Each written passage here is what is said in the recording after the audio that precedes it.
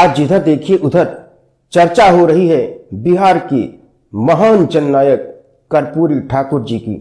जी हां, प्रधानमंत्री नरेंद्र मोदी की अगुवाई वाली भारतीय जनता पार्टी की सरकार ने महान सामाजिक विचारों के उद्घोषणा करने वाले व्यक्ति और अपने आप को पूरी तरह से समसामयिक सामाजिक घटनाक्रमों में खपा देने वाले गरीबों के मसीहा और समाज के सुधारक कर्पूरी ठाकुर जी को भारत रत्न देने की घोषणा की है।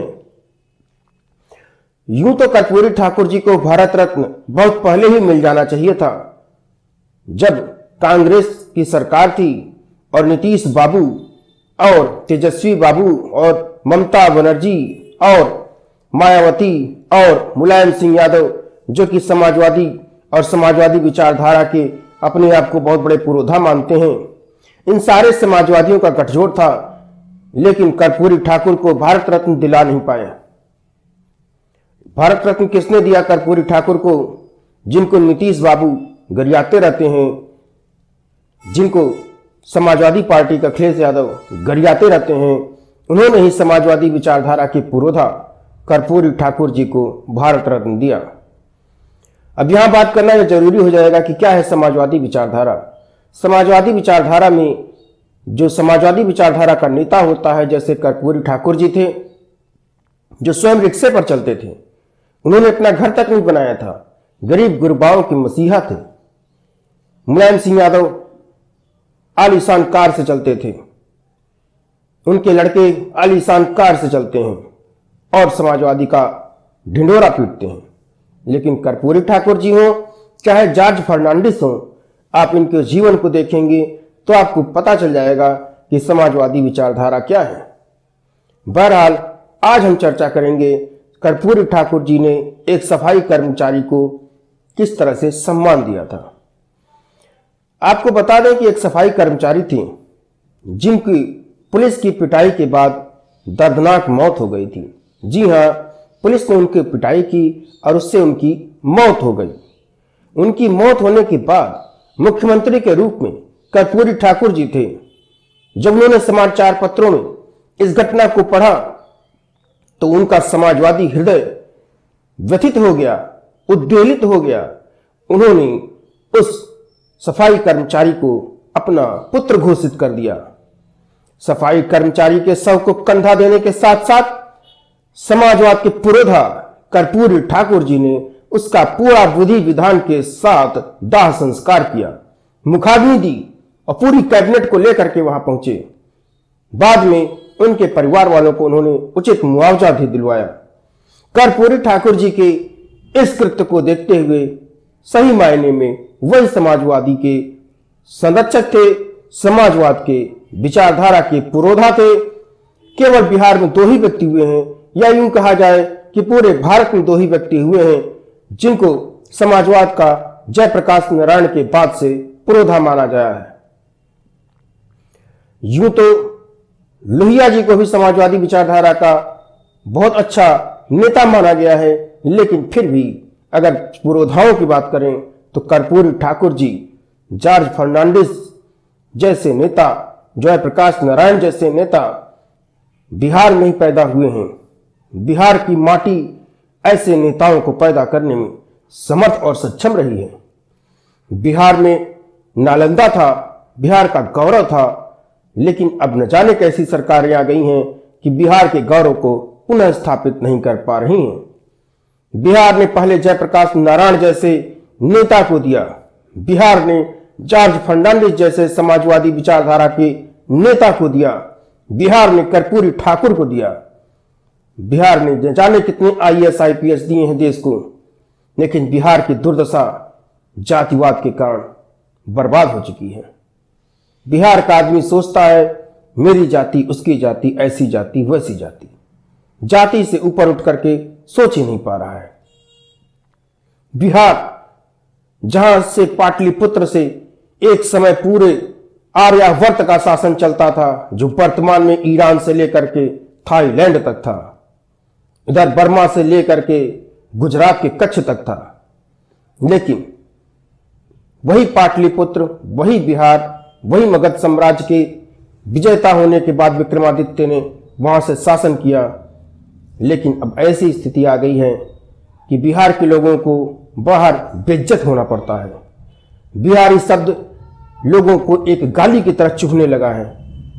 लेकिन इसका जिम्मेदार भी बिहार ही है। बिहार के लोगों की जातिवादी सोच है। जिस दिन बिहार अपनी पुनः जातिवादी सोच से ऊपर उठ जाएगा, योग्यता को सम्मान देना शुरू कर देगा, उसी दिन बिहार पूरे भारत में नहीं पूरे विश्व में चमकेगा। क्योंकि बिहार की ही धरती ऐसी है जिस वहां पर शिक्षा का, मेहनत का बहुत बड़ा महत्व है। IAS IPS देने वाला बिहार, लोगों को मेहनत कश मजदूर देने वाला बिहार, जिस दिन IAS IPS वाली बुद्धि और मजदूरों की मेहनत वाली हाथ मिल जाएंगे, बिहार पूरे भारत क्या पूरी दुनिया में राज करेगा।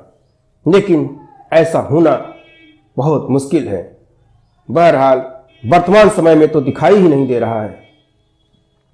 फिर भी बिहार के जननायक कर्पूरी ठाकुर जी को भारत रत्न मिलना बिहार के लोगों को सम्मान की बात है। मजे की बात यह है कि बिहार के जननायक कर्पूरी ठाकुर को भारत रत्न ऐसी सरकार ने दिया है जिसको कि लोग गरियाते रहते हैं।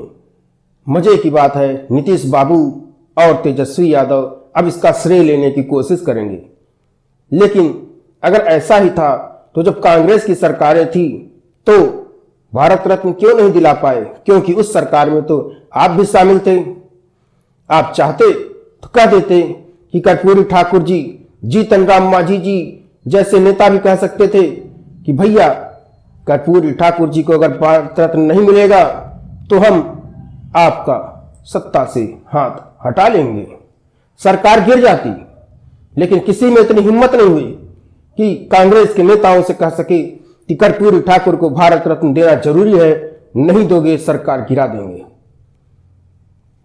फिलहाल ऐसी सरकार ने भारत रत्न कर्पूरी ठाकुर जी को दे दिया है जो भारतीय जनता पार्टी की सरकार है।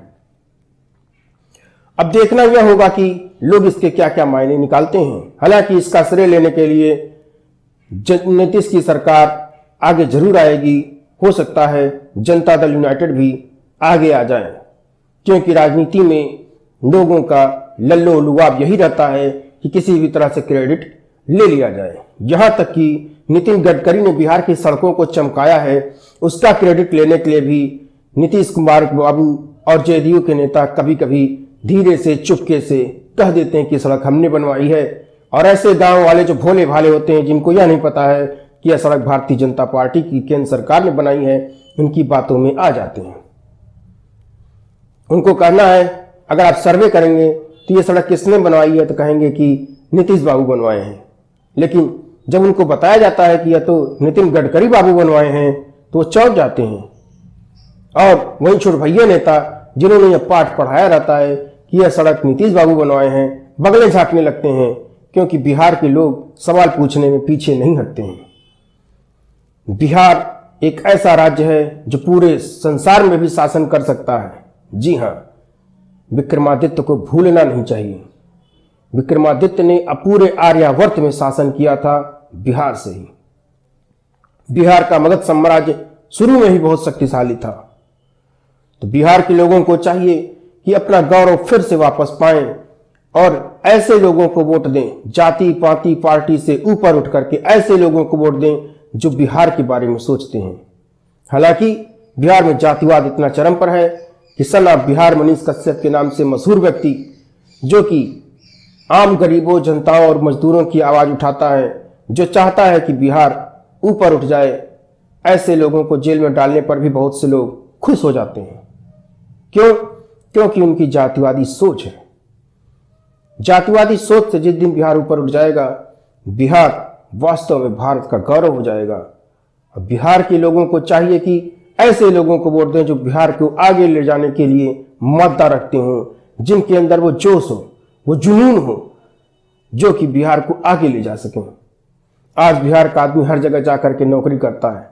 बिहार के आदमियों की कितनी इज्जत है हर व्यक्ति जानता है, बिहार का रहने वाला हर व्यक्ति जानता है। यहां तक कि अगर आप स्कूल कॉलेजों में दिल्ली यूनिवर्सिटी, जेएनयू में चले जाएं तो वहां के छात्र कहते हैं कि हम बनारस के थोड़ा आगे के हैं। अरे साफ साफ बोलो ना कि बनारस के थोड़ा आगे बिहार को है। व्यक्ति की पहचान होती है। आप खुद मुझे देखिए, मैं मफलर पहनकर बोलता हूं, अंगोछा डालकर बोलता हूं, क्योंकि ये मेरी पहचान है, मुझे गर्व है इस पहचान पे। और किसी को चाहिए, मैं चाहूं तो इस गमछे को उतार सकता हूं, मफलर को उतार सकता हूं, लेकिन यही मेरी पहचान है और इस पहचान के साथ मुझे गर्व है। आप भी अपनी पहचान पर अपनी गर्व से महसूस करिए और ऐसे लोगों को वोट दीजिए जो आपको आगे ले जा सकें, बिहार को आगे ले जा सकें और बिहार को फिर से एक नया राज्य बना सकें, ऐसा राज्य जो कि काफी आगे जाए। लोग कहेंगे नहीं ऐसा नहीं हो सकता है, बिल्कुल हो सकता है। इसके पहले उत्तर प्रदेश, मध्य प्रदेश और राजस्थान भी बीमारू राज्यों में शामिल थे। बीमारू राज्य मतलब होता था बिहार, मध्य प्रदेश, बी बीमारू, बी बिहार, मा मध्य प्रदेश, रू उत्तर प्रदेश और राजस्थान। लेकिन जब भारतीय जनता पार्टी की सरकार आई, सबसे पहले उन्होंने राजस्थान को टूरिज्म को बढ़ावा दिया। पधारो हमारे देश, रेत में ही ऊंट चला चला करके उन्होंने वहां की अर्थव्यवस्था को चाक चौबंद कर दिया। फिर बिहार की माफ कीजिएगा राजस्थान में भाजपा की दोबारा सरकार आई, उन्होंने कोचिंग संस्थानों का जाल बिछा दिया, आओ पढ़ के जाओ कोटा से। उसके बाद उन्होंने पुष्प पर मंदिर थे राजस्थान में, माफ कीजिएगा राजस्थान में जितने भी मंदिर थे उनको जीर्णोद्धार किया, लोग उन मंदिरों पर दर्शन करने के लिए आने लगे। राजस्थान बीमारू राज्य की श्रेणी से बाहर हो गया।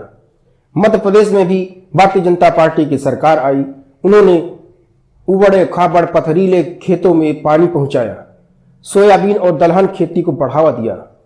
आज मध्य प्रदेश से दालें पूरे भारत में सप्लाई की जाती हैं। प्याज की बात करें तो पूरे मध्य प्रदेश में प्याज होती है। फूड प्रोसेसिंग इंडस्ट्री को उन्होंने नया आयाम दिया और मध्य प्रदेश को बीमारू राज्य से बाहर कर दिया। उत्तर प्रदेश की आप अर्थव्यवस्था देखिए, ट्रिलियन के में पहुंचने की कगार पे पहुंच रही है, क्योंकि एक विजन है। मैंने नहीं कहता हूं यह विजन भारतीय जनता पार्टी का है या भाजपा को ही वोट दीजिए, लेकिन कोई भी पार्टी जो इस विजन को लेकर के चले आप उसको वोट दीजिए। यह उदाहरण है कि जब ऐसे राज्य बीमारू राज्यों से बाहर हो सकते हैं तो बिहार क्यों नहीं हो सकता है? बिहार भी हो सकता है। और बिहार जिस दिन बीमारू राज्यों की कैटेगरी से बाहर हो जाएगा ना, उस दिन बिहार पूरे देश नहीं पूरी दुनिया में चमक जाएगा।